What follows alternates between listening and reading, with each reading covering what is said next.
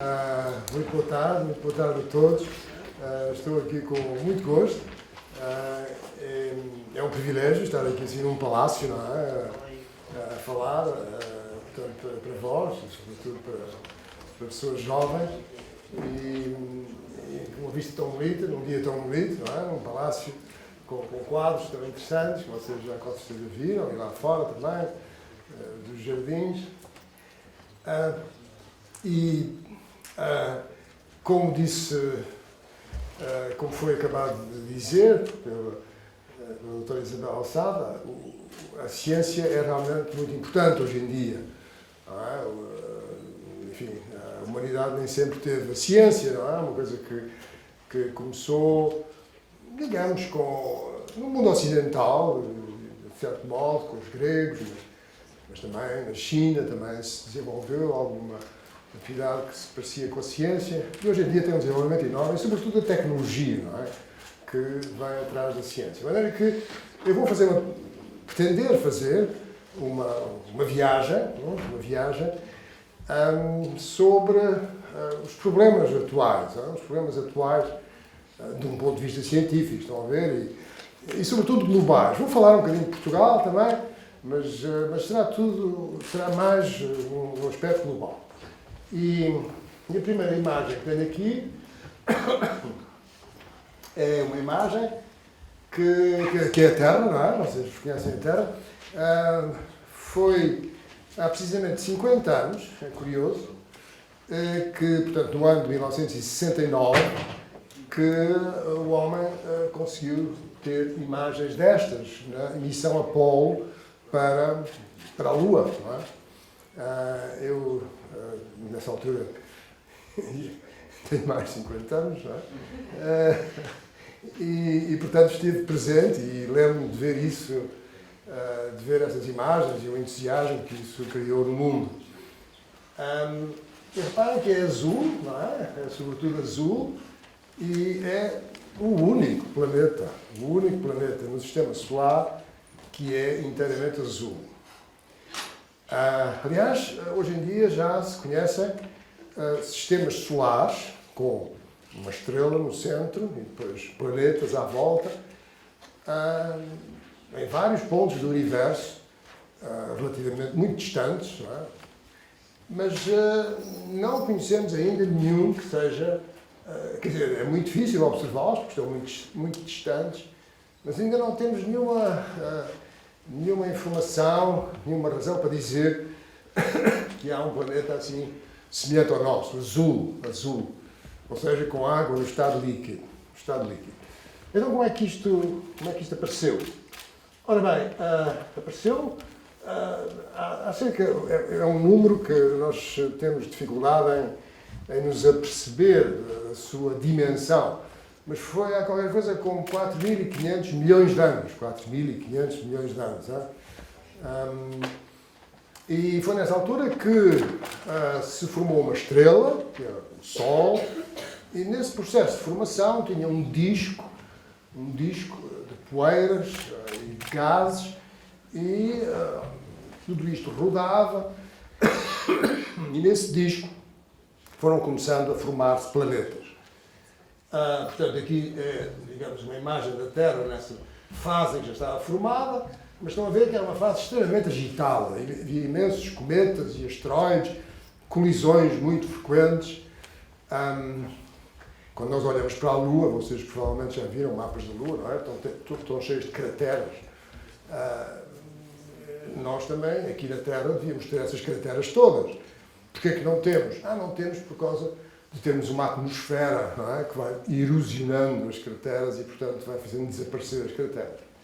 Mas com um período muito agitado, com atividades de vulcanismo muito intensas, e foi nessa altura que começou a sair das entranhas desse, o nome técnico é planetesimal, quer dizer, portanto, um protoplaneta, começou a sair grandes quantidades de vapor d'água, e esse vapor d'água acabou por se condensar e formar água no estado líquido. Mas é engraçado que hoje em dia os cientistas chegaram à conclusão que esse vapor d'água que estava no interior da Terra não era suficiente para formar a água que está nos oceanos.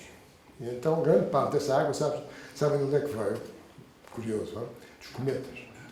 Os cometas têm muita água. Não é?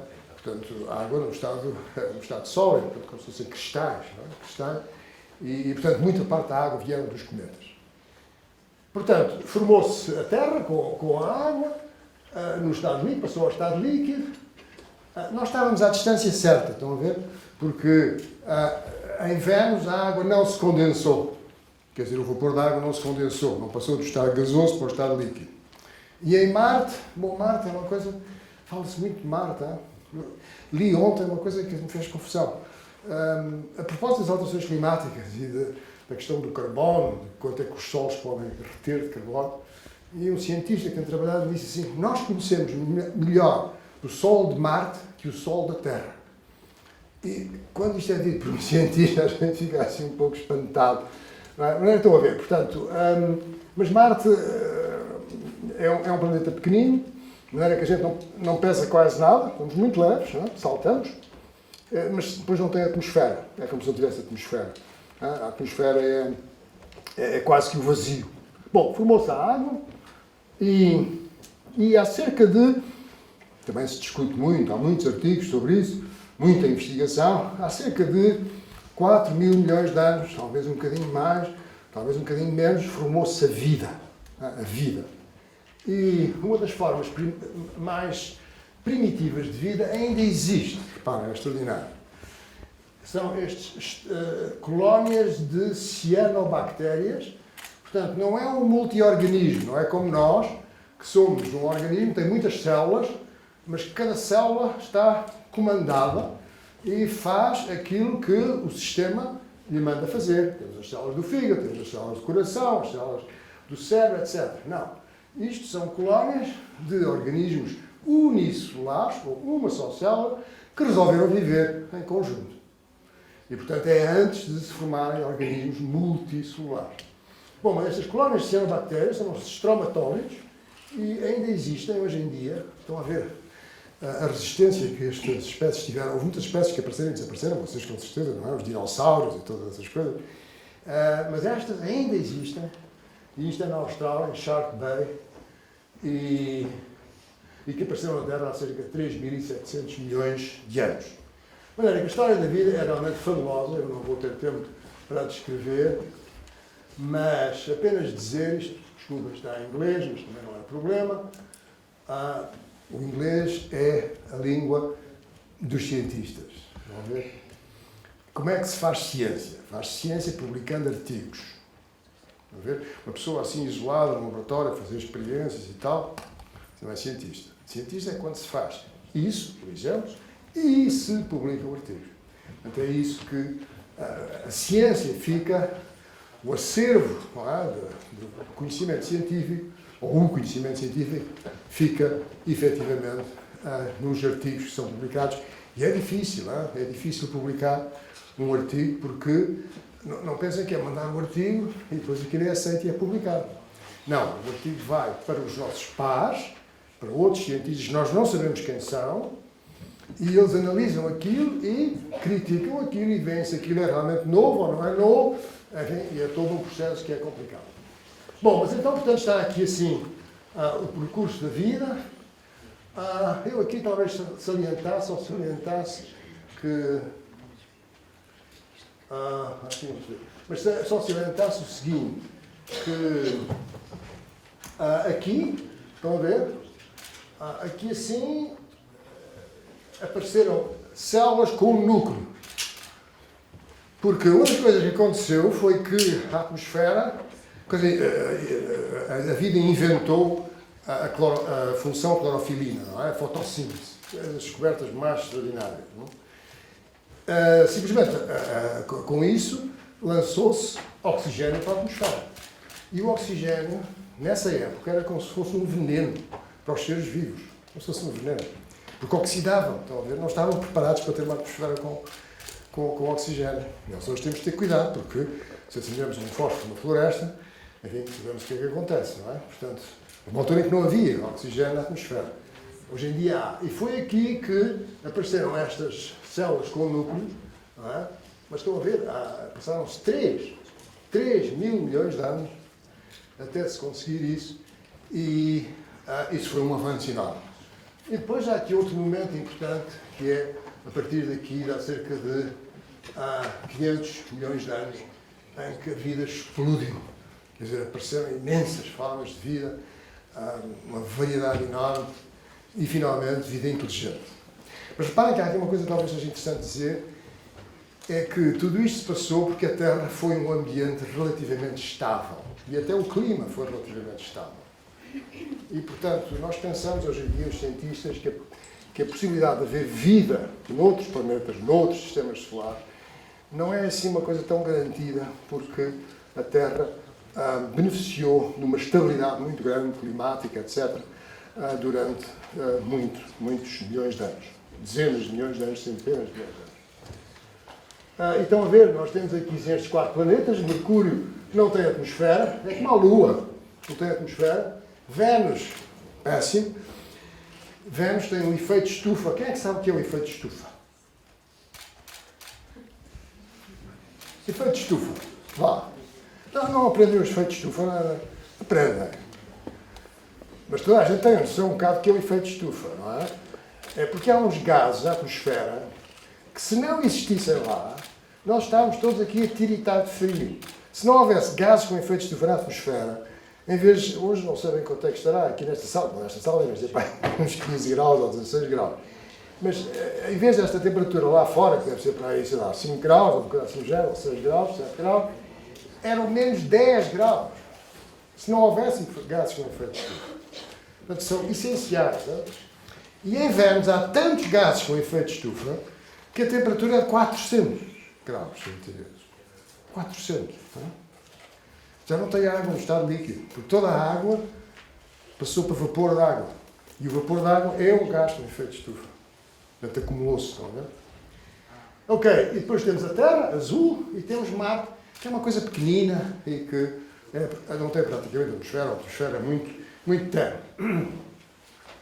De maneira que cá está, estão a ver as imagens, não é? Mercúrio sem atmosfera, portanto vê-se o Sol, vê-se as estrelas. A vantagem dos planetas que não têm atmosfera é que à noite e de dia, qualquer que seja, nós vemos as estrelas, não é? Vemos as estrelas. Aqui, Mercúrio, portanto, Vênus, que é mais desaconselhável possível. Aqui assim, a Terra, estão a ver? Verde, azul e verde. E aqui assim, a nossa Lua, que é muito parecida com o Mercúrio. E depois aqui Marte, que também não vos aconselho absolutamente nada. Nada. Aliás, não resisto a contar uma história. Eu uma vez encontrei um cientista americano que trabalhava no programa que vai levar pessoas a Marte. Depois conversámos bastante. Ele vivia na Califórnia, estava associado a esse programa, portanto ele era responsável pela seleção das pessoas. E a certa altura disse-me assim, sabe, nós selecionamos sobretudo pessoas já com uma certa idade. Viu? Fiquei perplexo. Mas então, com uma certa idade? E depois comecei a raciocinar. Sim, compreendo, não é? Porque, enfim, já... não sei se estão a ver a ideia. É porque a probabilidade da pessoa não voltar é muito grande, não é? Mas é que vamos dar ao menos a oportunidade à pessoa viver, etc, etc. Portanto, eu não aconselho Marte. Em resumir. Bom, agora entramos no Homo, o Homo sapiens. Ora bem, o Homo sapiens é recente, não é? Uma espécie muito recente, com uma pequena diversidade genética. Nós temos menos diversidade genética que um gato, ou que um cão, ou que uma vaca. E porquê? Porque tivemos quase a extinguir-nos, há qualquer coisa como 120 e tal mil anos, devido a alterações climáticas, devido a um período glacial extremamente frio. E, portanto, isto, por outras palavras, quer dizer que não é propriamente um Adão e uma Eva, mas é um número muito pequeno de nossos antepassados, de onde todos depois viemos, porque as condições melhoraram muito, etc, etc. Portanto, isso passou-se há cerca de 300 mil anos, e tivemos primeiro uma sociedade de caçadores-coletores. Isto é a população, estão a ver? Mas é a população numa escala um bocado esquisita, porque aqui é 1 milhão, aqui são 10 milhões, 100 milhões, 1000 milhões, 10 mil milhões. Estão a ver? Portanto, não é uma escala linear. Eu penso que vocês, para o ano, vão ter contacto com a função exponencial, não é? Mas isto são potências de 10. São potências de 10. Matemática é essencial. Matemática não é ciência. Não é? São coisas muito diferentes. A ciência tem uma disciplina enorme. Uma disciplina enorme. Nós só podemos avançar em ciência com uma disciplina tremenda. Porque nós só... A única coisa que avançamos é observar a natureza, ou os fenómenos, ou fazer experiências, mas estamos condicionadíssimos pela verdade. Eu acho que a palavra verdade aqui é uma boa palavra, sobretudo hoje em dia. E na matemática não. A matemática, a imaginação é livre, totalmente livre. Vão ver? É só uma questão de imaginação. É só uma questão de construir conceitos uns atrás dos outros, uma construção de conceitos. Não é?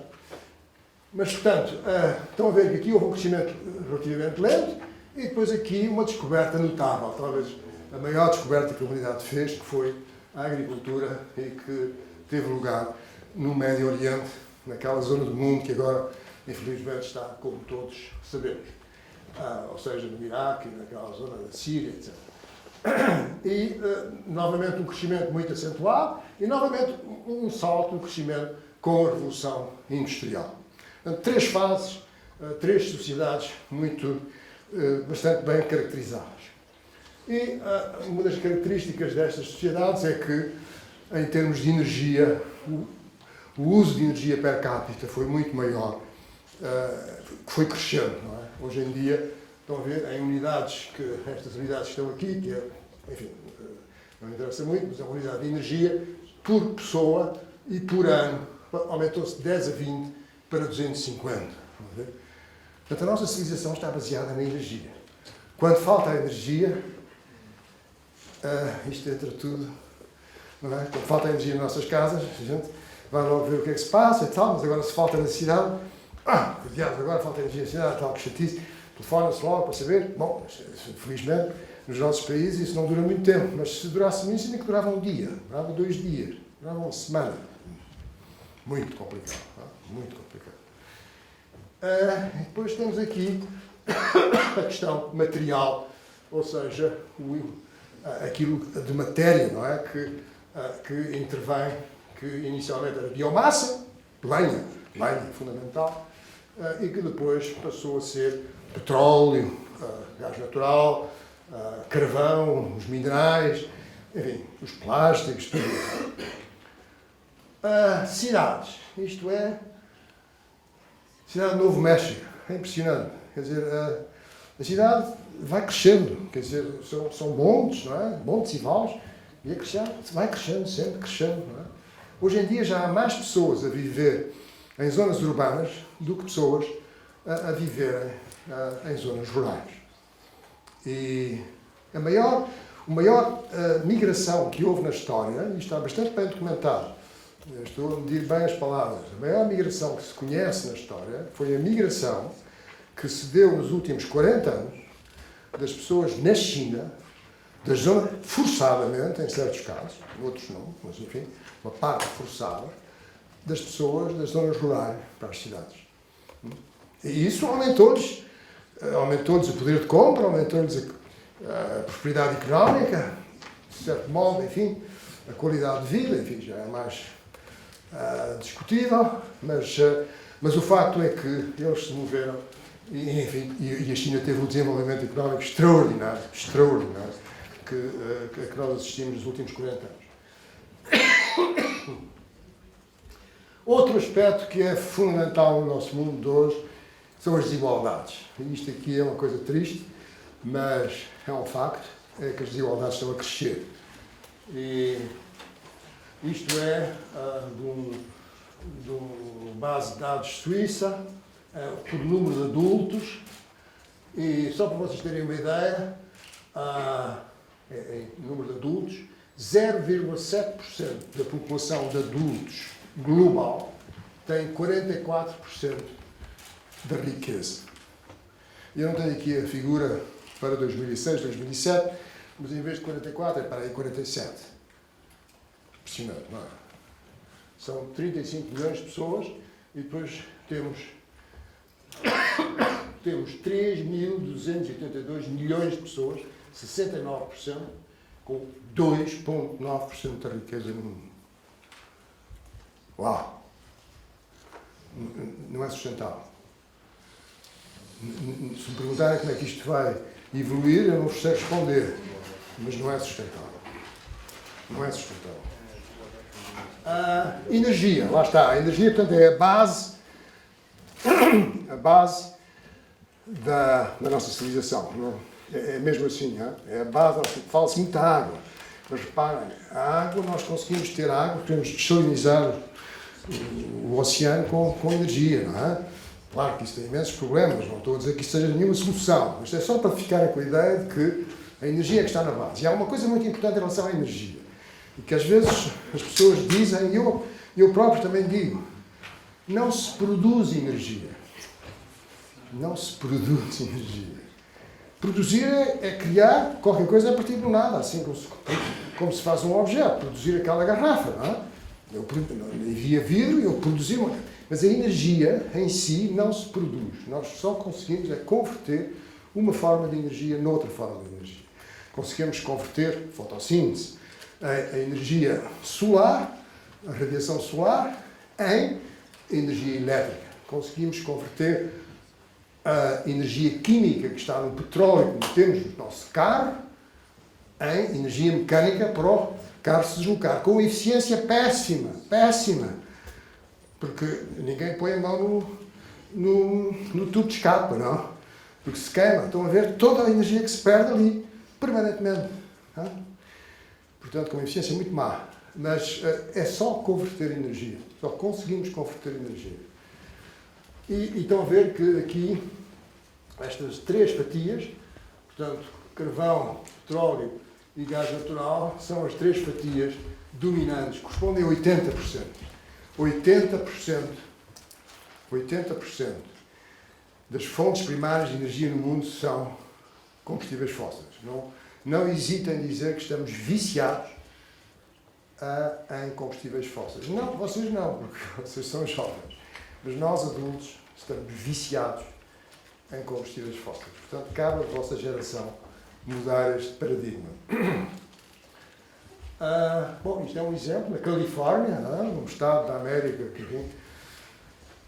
que tem ideias bastante, enfim, do meu ponto de vista, mais consentâneas com as problemáticas atuais, mas isto é um campo de petróleo na Califórnia.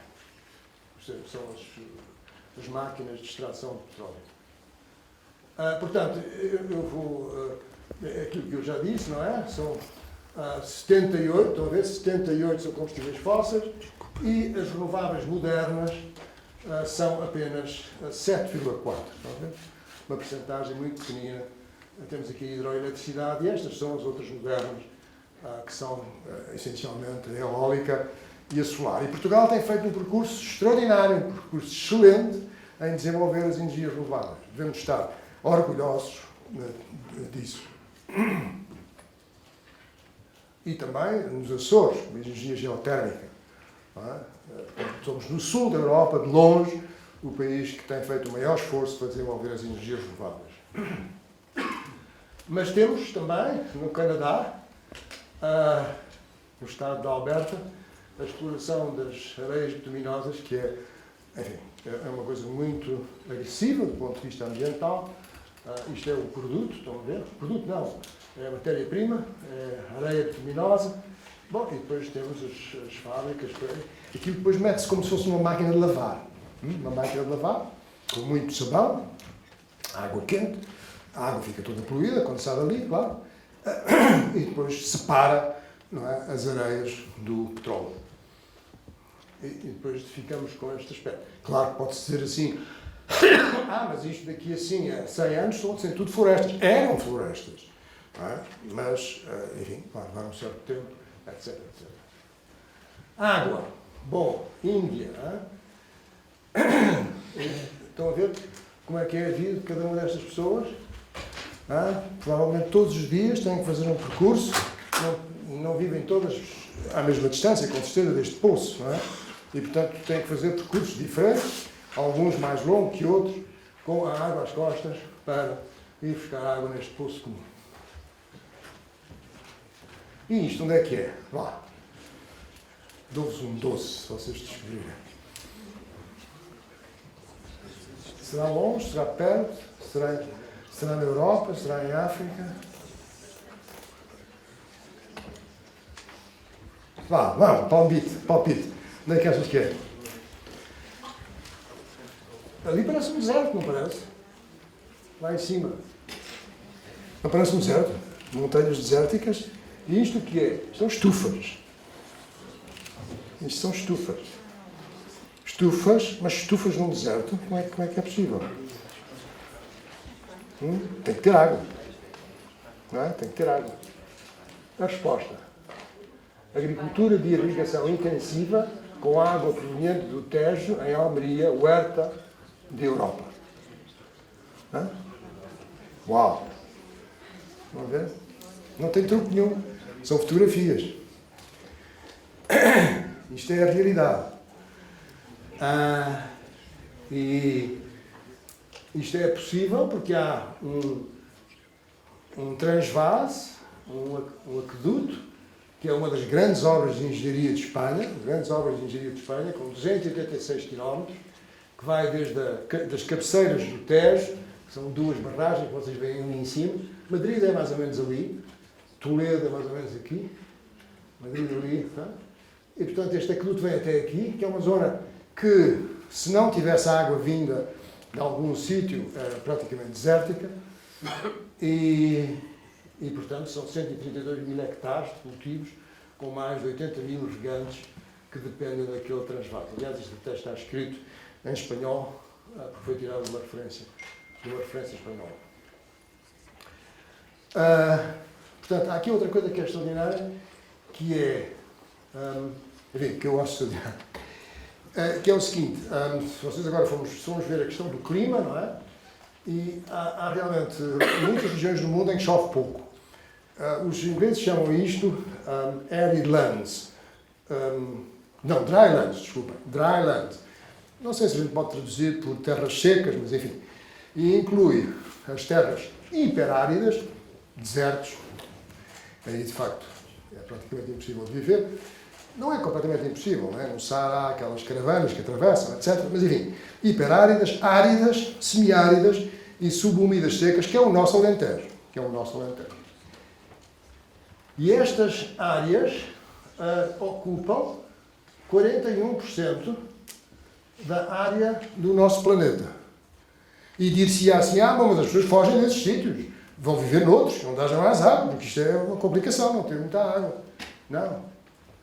34% da população mundial vive naquelas zonas. É extraordinário, não é? Quer dizer, nós somos uma espécie que não tem nicho. Não é? A gente diz assim, cada espécie tem o seu nicho. Não é? Quer dizer, por exemplo, sei lá, um veado. Um veado não se vê fora de uma floresta, não é? Não se vê numa estepe, não é? Mas o homem não tem nicho. Adapta-se a qualquer sítio. Tem essa capacidade extraordinária e, portanto, ocupa toda esta zona do mundo aqui indicada, que são terras áridas e de que a Península Ibérica, estão a ver, tem uma parte muito considerável. A biodiversidade. Bom, biodiversidade, podia-se falar aqui muito. Biodiversidade é um tema um pouco difícil. E porquê? Porque nós estamos numa época em que as questões económicas têm uma valoração muito importante. Pronto, é compreensível, não é? É assim. E qual é o valor? Quer dizer, qual é o valor das espécies que nós temos no nosso ambiente? Quer dizer, que valor é que se atribui? E isso é uma coisa que tem sido objeto de imensos estudos, de muitas publicações. Agora, uma coisa que nós sabemos é que se nós diminuirmos a biodiversidade para além de certos limites, enfim, a vida na Terra começa a ser, para nós, o humano, começa a ser bastante mais difícil.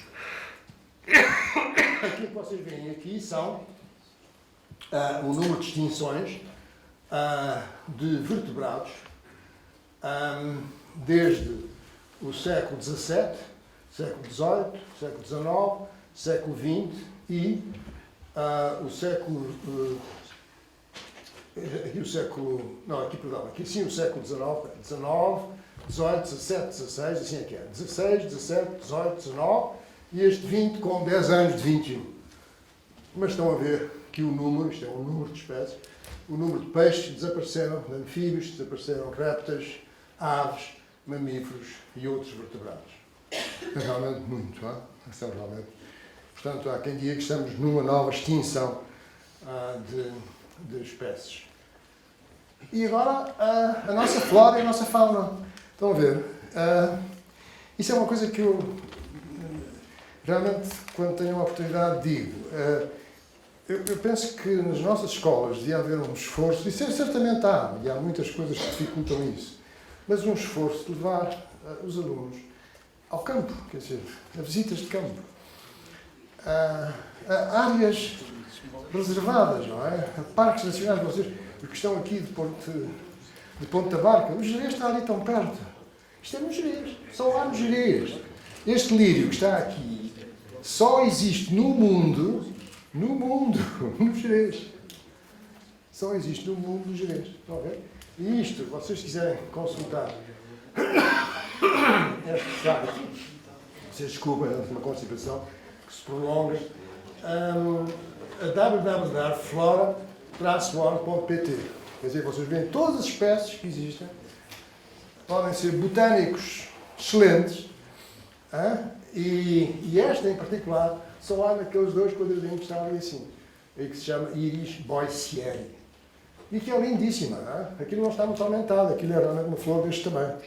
É realmente muitíssimo bonita. Só existe nos Gerês. E agora outro exemplo. Eu sou um grande apaixonado, amante talvez, não sei, de orquídeas silvestres. E há um grupo de carolas que se encontram, evidentemente, quando elas começam a florescer. Somos poucos, somos para 20 e 30, e muitos deles conhecem muito mais do que eu, mas conhecem exatamente os sítios todos do país em que há cada uma das espécies. E sabem quando é que ela vai florir, isso é que floriu este ano, e o que é que fizeram à volta, que destruíram o habitat e não permite que a espécie continue, e é uma delícia. Depois vamos almoçar e tal. Enfim, é uma atividade muito interessante. E esta é uma muito, muito bonita, chamada Ossis papilinácea, porque tem assim uma vaga ideia de ser como uma borboleta, e só existe nestes sítios. Estão a ver aqui ao pé de Lisboa, vê-se com facilidade, em Azeitão, Serra da Rábida, e pronto, e aqui no Algarve, no Alentejo, e não vai para o norte. Bom, assim como há em Portugal, há em Espanha. E depois há visitas dos espanhóis, depois vêm cá, os portugueses vão à Espanha, vão à França, de maneira que é muito giro. Ok.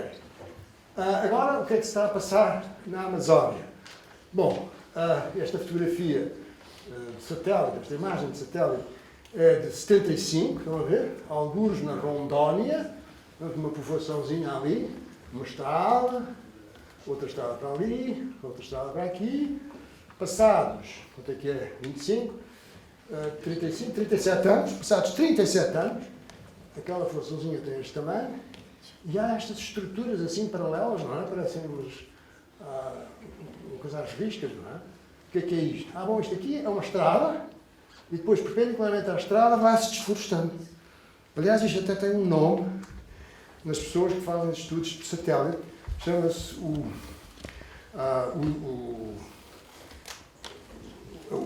pattern, quer dizer, portanto, o padrão da espinha de peixe. Não é? O padrão da espinha de peixe. Porque realmente parece uma espinha de peixe, não é? Fica com esta coisa assim e depois tudo à volta, essas coisas. De maneira que estão a ver. Agora, se vamos falar aqui com as pessoas que têm estes pedaços de terra e dizemos, mas então abateu a floresta tinha coisas tão bonitas, tinha tanta biodiversidade. Pois está bem, mas quer dizer, e depois? Agora ganho mais dinheiro, agora planto soja, agora tenho vacas. Estão a ver? De maneira que aqui começa a haver uma responsabilidade global. Não é? Uma responsabilidade de todos nós, os países mais ricos, em ajudarem os outros a darem valor aos serviços dos ecossistemas, ou seja, aos serviços ambientais da floresta e não abater a floresta só para termos soja e mais carne.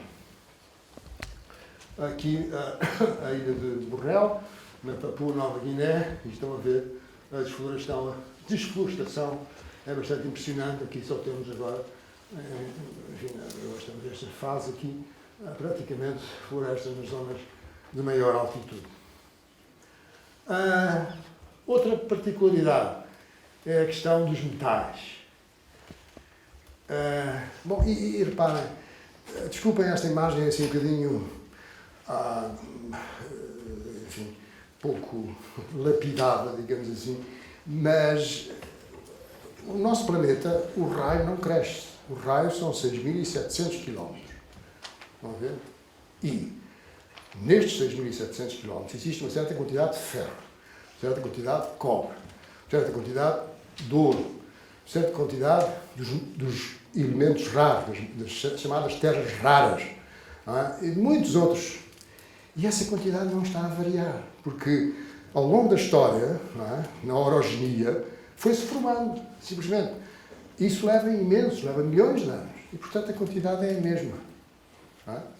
Mas nós temos cada vez a gastar mais.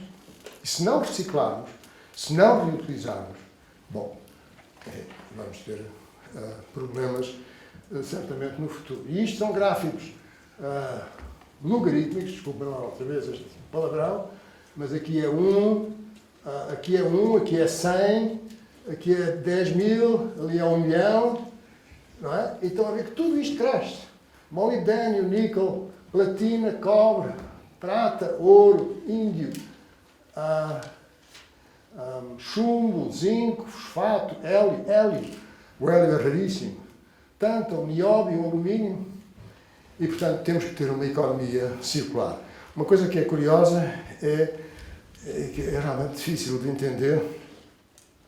Nos nossos telemóveis, se nós agora reuníssemos os nossos telemóveis todos e puséssemos ali em cima, aquilo tinha um certo peso. Não é? Pronto. E não faço ideia, imaginemos que era, sei lá, 100 quilos. Talvez demais, não sei. Mas enfim, qualquer coisa assim. E se fôssemos à mina do mundo mais rica em ouro, a mina do mundo mais rica em ouro, 100 quilos do minério dessa mina tinha menos ouro do que o ouro daqueles telemóveis que estão ali. Portanto, começa a ser mais rentável fazer a mineração urbana, chama-se mesmo assim, mineração urbana, do que estar a 2 km, como está na África do Sul, condições para as pessoas horríveis, com calor sufocante, a tirar o ouro do fundo da terra. Ouro e todos os outros metais. Eu falei em ouro porque, enfim, todos os seres humanos são sensíveis ao ouro. E pronto, e temos um instrumento para tudo isto. E temos entre nós o Sr. Presidente da República e quando isto foi aprovado, estavam presentes praticamente, enfim, o maior número de Presidentes da República e Primeiros-Ministros que jamais estiveram reunidos perante a assinatura de um acordo no âmbito das Nações Unidas. E que são os 17 Objetivos do Desenvolvimento Sustentável. E houve os Objetivos do Milénio, e esses Objetivos do Milénio eram sobretudo para os países em desenvolvimento, mas estes não, estes interpelam-nos, a nós, países com economias avançadas. Isto é para todos os países. Em Portugal tomou-se a decisão de colocar a responsabilidade destes objetivos no Ministério dos Negócios Estrangeiros, à semelhança do que se fez com os Objetivos do Milénio. Bom, enfim, tudo bem, mas era a ideia que existia para os Objetivos do Milénio de que isto era sobretudo para os países em desenvolvimento e para aquele trabalho excelente que o país faz em termos de ajuda aos países de língua portuguesa. Mas isto é para todos, de facto. E está aqui tudo, reparem, está aqui tudo aqui que eu falei.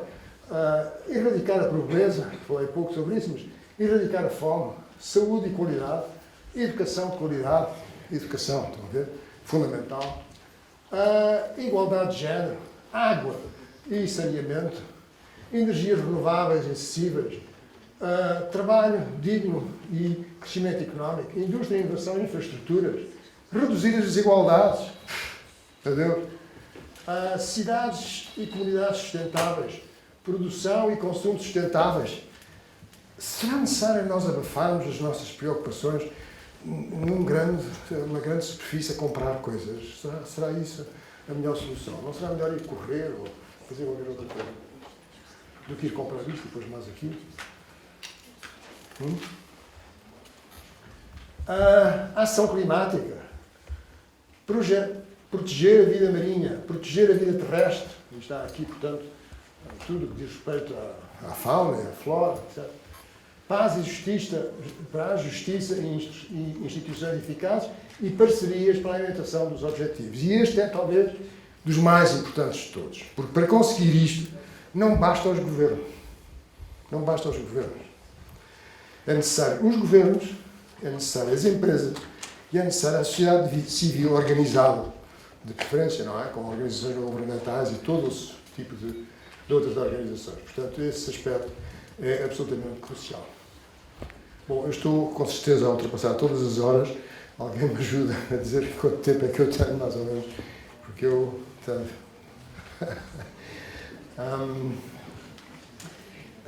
portanto, agora ia falar um bocadinho sobre alterações climáticas e isto é a história do nosso planeta desde há 60 milhões de anos. Estão a ver, 60 milhões de anos. Uau!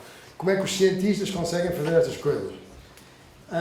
Mas o facto é que há cerca de 50 e tal milhões de anos a Terra tinha uma temperatura muito mais alta que atualmente. Muito mais alta. A gente agora fala do aquecimento global e tal. Muito mais alta. Não havia calotes polares. A história da Terra, é muito mais o tempo sem calotes polares do que com calotes polares. E a temperatura era, sei lá, qualquer coisa como 10 graus mais alta do que agora. E depois o que é que aconteceu? Começou a arrefecer. Porquê que arrefeceu? Arrefeceu devido a um mecanismo extraordinário que existe na nossa Terra, que são, vocês já ouviram, as placas tectónicas, já ouviram falar das placas tectónicas? Uau! Bom, então as placas tectónicas é como se flutuassem, estão a ver? Mas é num líquido muito viscoso, terrivelmente viscoso. Mas flutuam, não é? E ou se aproximam todas e formam um único continente, ou se afastam, como estão agora, muito afastadas todas umas das outras. E uma das coisas que é muito conhecida é que a África encaixava com a América do Sul, não é? Vocês viram isso com certeza, não é? Pronto. Então, o que aconteceu é que aqui ainda tínhamos um mundo com um grande continente, que era Pangeia, e depois começaram-se a afastar, e esse afastamento prejudicou o transporte de energia do Equador para os polos, e o mundo começou a arrefecer, formaram-se as calotes polares da Antártida, e finalmente, muito mais cedo, há muito menos tempo, formou-se a calote polar do Polo Norte.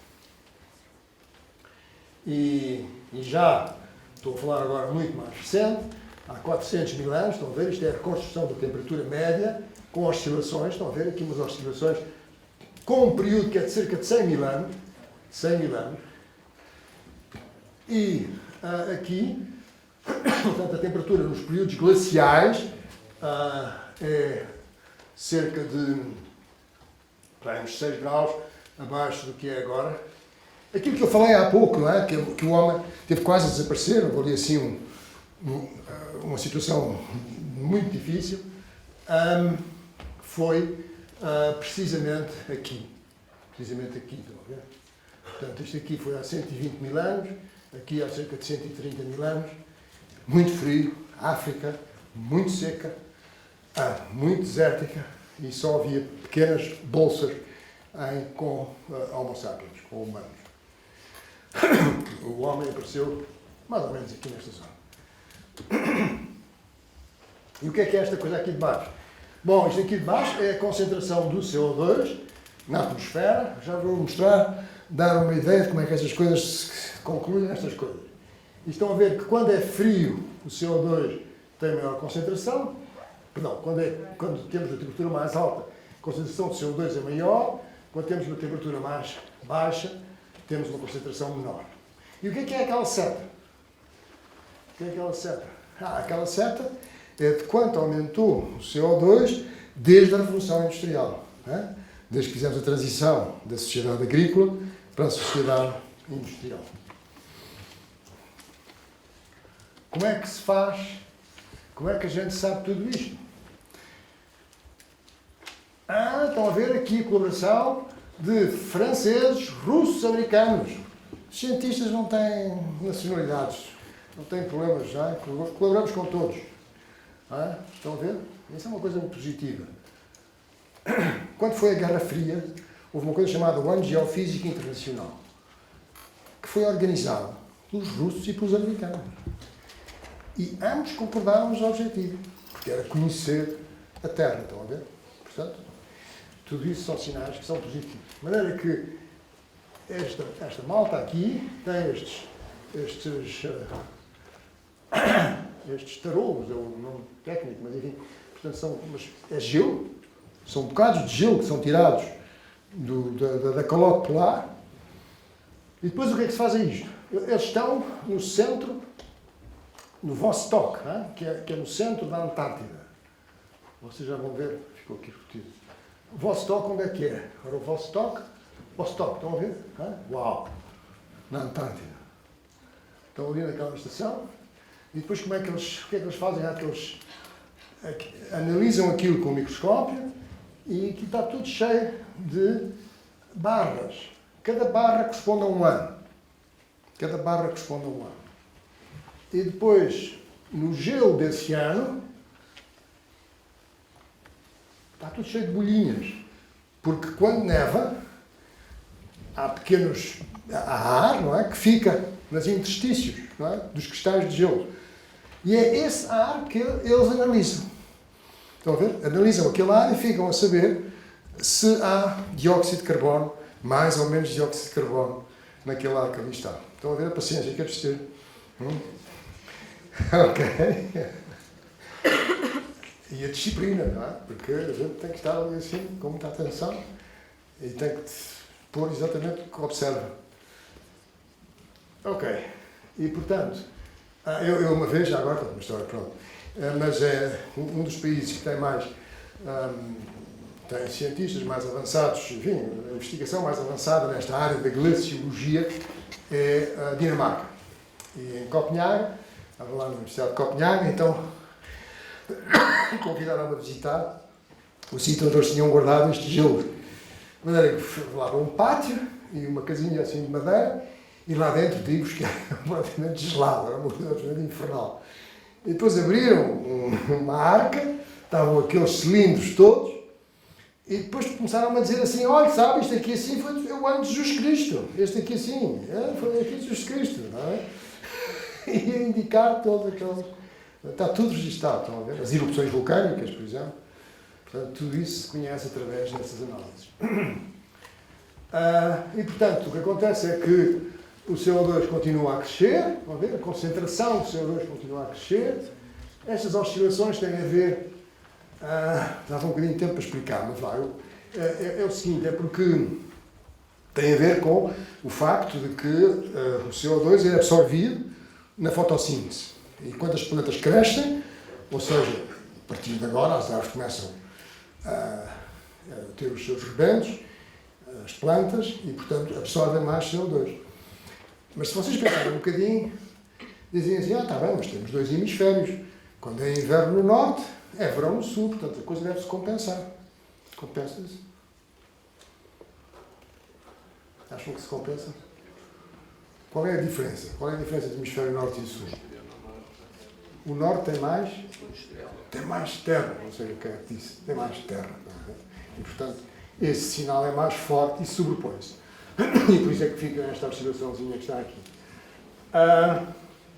Agora, o que é extraordinário é que, estão a ver? Isto aqui é o tal período de há 50 milhões de anos, em que a Terra estava muito quente, e em que a concentração do CO2 era 1000 partes por milhão em volume, quando agora é de 400. Mas a última vez que teve 400 foi há 2 milhões de anos. Portanto, estão a ver bem com as coisas. Quer dizer, o que é extraordinário na nossa época não é que tenhamos uma concentração de CO2 de 400, que é uma coisa elevadíssima. É a rapidez com que subimos para 400. É isso que é assustador. É assustador, digo-vos. Quer dizer, para o planeta Terra. Ele não tem problema nenhum em reagir, não é? Atenção. Não é? Ele reage de acordo com as leis da física, não é? E da química, etc. Mas é inédito. A rapidez com que isto está a ser feito. Porque a concentração foi muito elevada, mas há 50 milhões de anos, quer dizer, estão a ver, levou 50 milhões de anos até ter estes valores. Não é? E agora subiu de mais de 100, não é? Subiu de mais de 100, e prevê-se que possa subir muito mais num intervalo de tempo bastante curto. Isto é a temperatura, estão a ver, quer dizer, a temperatura média global, portanto isto aqui resulta de fazer a média das temperaturas de todas as estações meteorológicas certificadas pela Organização Meteorológica Mundial através do mundo, e portanto é uma coisa que envolve muita estatística e muito trabalho. Há poucos laboratórios no mundo que fazem isto, e existe uma variabilidade natural, cada pontinho corresponde a um ano.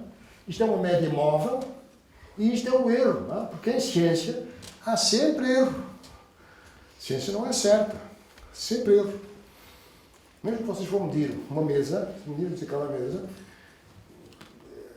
uma pessoa mede uma coisa, outra pessoa mede outra. Quer dizer, há sempre um errozinho envolvido.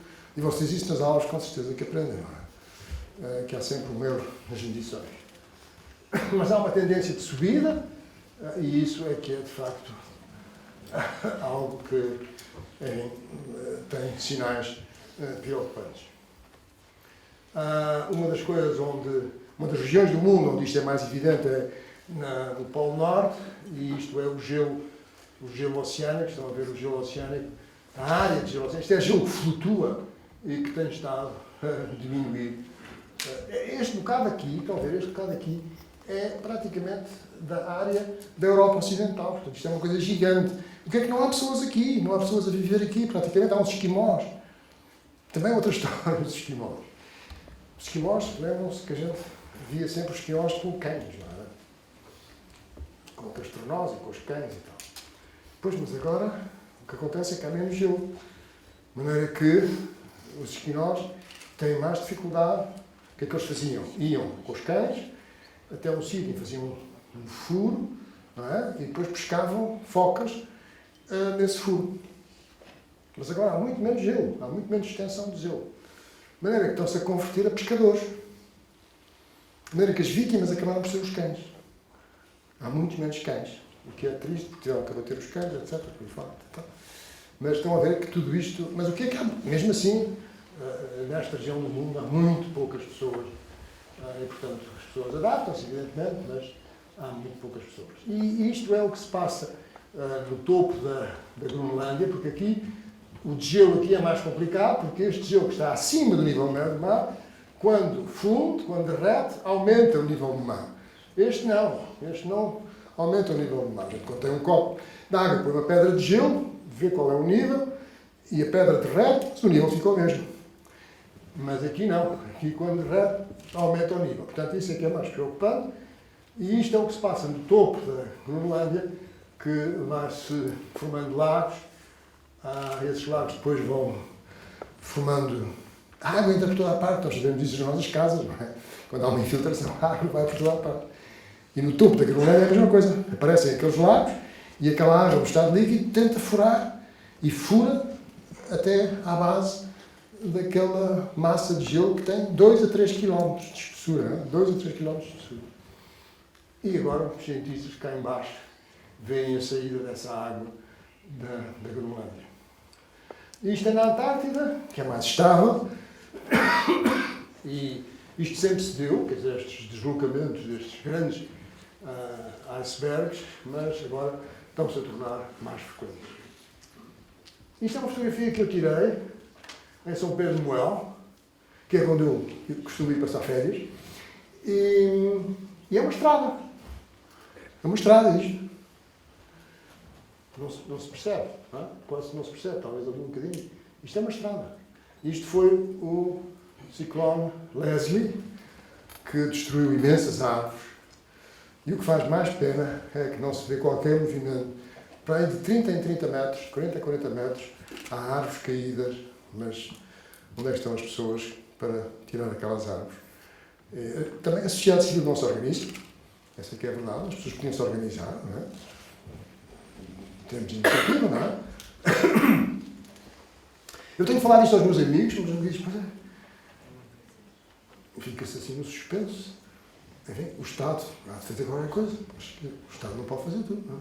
Bom, enfim, mas de qualquer modo, dia 23 de 10 de 2019. Isto é também naquela zona, foi um incêndio de 15 de outubro de 2017, em Vieira. É uma imagem que correu o mundo. Para, isto correu o mundo. É impressionante, estão a ver a altura daquela coluna de fogo. Isto é fogo, obviamente. Mas aquilo é fogo, é realmente impressionante. E o ano de 2017, com uma área ardida, como todos sabemos, infelizmente, muito grande. E também com vítimas mortais num número muito elevado. E isto é... Portanto, as alterações climáticas estão a provocar... porque é que eu mostrei isto? Não disse a lógica disto. As alterações climáticas estão a trazer eventos extremos mais frequentes. Eventos extremos mais frequentes. E, portanto, ciclones tropicais, que é uma coisa que é de outras zonas do Atlântico, agora há uns que perdem-se no Atlântico e vêm até a Península Ibérica. As pessoas que trabalham nestas coisas dos ciclones tropicais, não sou um especialista nesse assunto, mas falando com alguns, estavam completamente espantados. Como é que um objeto daqueles, enfim, atingiu a Península Ibérica. E os fogos florestais têm a ver com o facto de que temos a ter menos precipitação. Eu tenho dito, enfim, é a minha opinião, mas tenho de facto salientado isto, mas é uma coisa que é difícil de transmitir, provavelmente, mas a precipitação anual está a diminuir, em média. Não quer dizer que não haja um ano que chove muito. Mas se fizermos a média decadal, de cada 10 anos, estão a ver? Quanto é que choveu no ano de 1961? Quanto é que choveu de 62, 63? 10 anos. 61 a 70. 61, sim, exatamente, 61 a 70.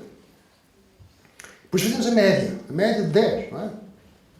10 números, somamos e dividimos por 10. Depois fazemos a mesma coisa para a década de 70.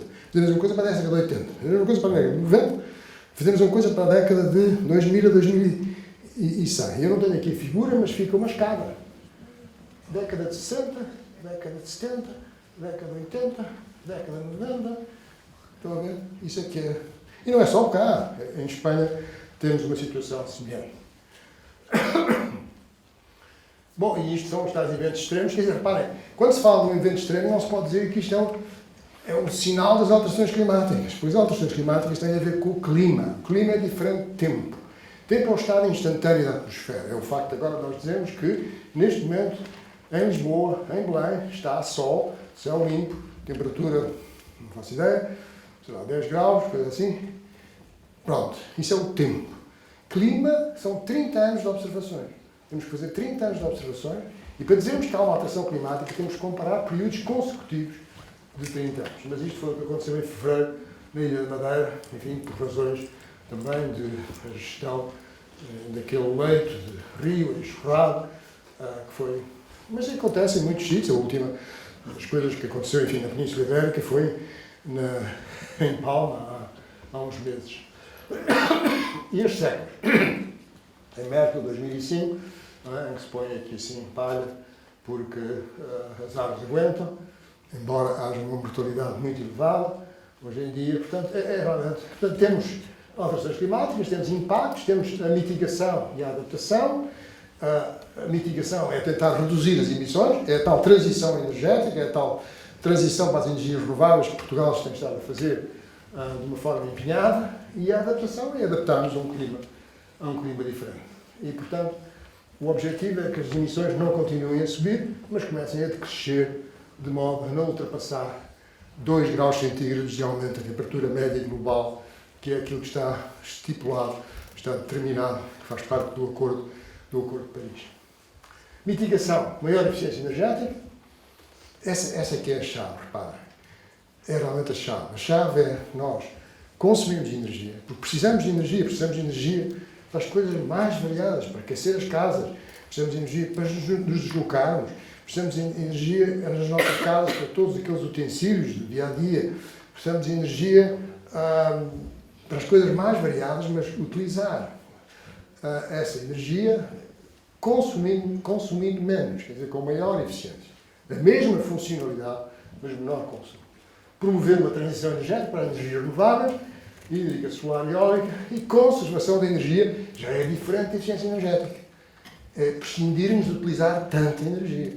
Estão a ver? Ou seja, tantos instrumentos, sistemas, utensílios que consomem energia. E aqui, sim, o objetivo da neutralidade carbónica, que é um documento que está para consulta pública, e que é um documento muito bem feito, na minha opinião, e que procura descarbonizar. O que é que quer dizer neutralidade carbónica em 2050? Neutralidade carbónica quer dizer que as emissões que houver de gases com efeito de estufa para a atmosfera são inteiramente compensadas pelos sumidores dessas emissões. E qual é a chave do problema? São as florestas. São as florestas. Porque, reparem, as florestas têm 2 tipos de uso. Têm um valor de uso direto, que é a madeira. O que é que se pode fazer? A madeira, todas as utilizações que se podem fazer da madeira, da biomassa também, como fonte de combustível, e depois tem os valores de uso indireto, que é manter o ciclo da água, manter o ciclo do carbono, conservar o solo, e que ninguém paga. Ninguém paga. Mas agora, estão a ver? Estamos a dar atenção a este aspecto. E, portanto, temos que passar de 70 milhões de toneladas de emissões de CO2 equivalente, ou seja, portanto, todos os gases com efeito de estufa, para cerca de 10 milhões de toneladas de CO2 equivalente em 2050, que é aquilo que nós supomos que será possível sequestrar, capturar da atmosfera por meio das florestas, essencialmente. E estou a chegar ao fim, uma bicicleta. Muito obrigado.